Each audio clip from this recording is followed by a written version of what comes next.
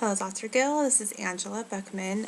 My brief was about the African American female basketball players who are single moms. I started out with looking at some studies done with characteristics of single moms, African American students, females, and 30% of the single moms just who are in college and going to school have depression, and 13% of actually the nation is single parents. So that it was important to discuss, especially among student athletes who we may not have that much information about if they're parents or married, divorced. The three main proposed solutions I came up with were daycare, financial aid, which they may already have, but we need to talk more about that, more scholarships, things like that. Also, psychological services and tutoring combined. They usually are on the same branch at the university I'm discussing, which is San Diego State. But daycare, they're often at San Diego State. They are open from 8 to 4:30.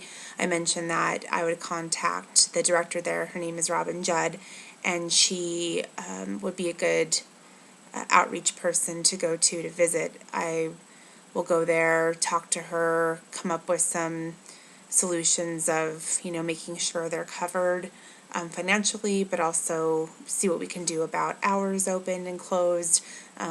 Maybe weekend services if there's some people that can accommodate with women, especially with their schedule on weekends, going to games and such and traveling. That was a big thing that I thought was really important, was the daycare first and foremost for the parents. A lot of those women too may not have as much support and family, and if they're going to school from a different state, that would be really necessary. The next thing I would want to talk about would be financial aid. A lot of these women might already be on some financial aid, whether it be grants or loans, but loans you have to pay back, and that's really hard when you're a single mom. So I figured I would go to President Weber, who is the president of San Diego State University,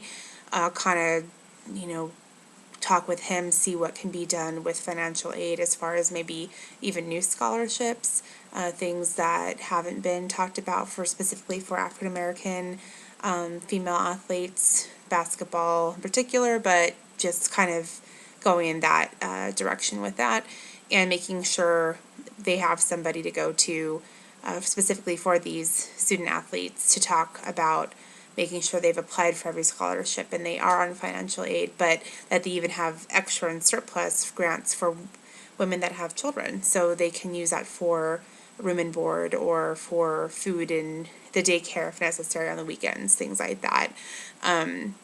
Lastly, the psychological services and tutoring. I would contact the head of that at San Diego State. Her name is Sandy Jorgensen Funk.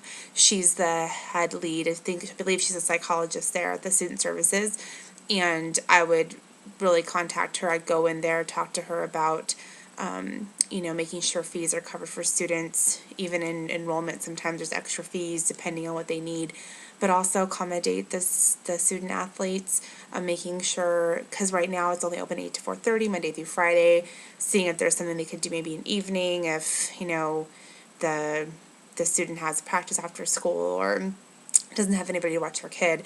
That was where the daycare would come in, but just trying to accommodate those hours. I'd also contact the tutoring services on campus. I don't have a specific contact, but with Sandy, she would help me with that, with the tutoring services, making sure those hours are open 8 to whenever, even on weekends, so these women feel like everything's being covered, not just their success in athletics, but also in academics. So that's my main points and all those, and I hope that I got those across. And thanks so much. It's a great semester. Take care. Bye.